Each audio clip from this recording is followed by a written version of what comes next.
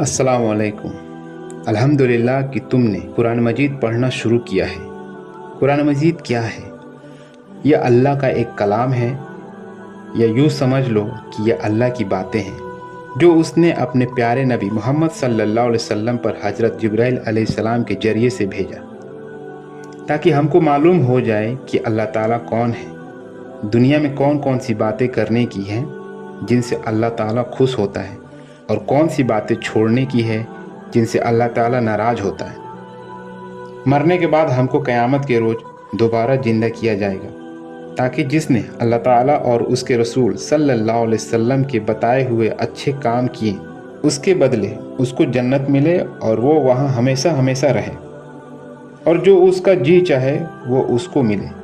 और जिसने ऐसा काम किए जिनको अल्लाह ताला और उसके रसूल सल्लल्लाहु अलैहि वसल्लम ने करने से मना किया है, उसे उसकी सज़ा दोज़ख में भुगतना पड़ेगा।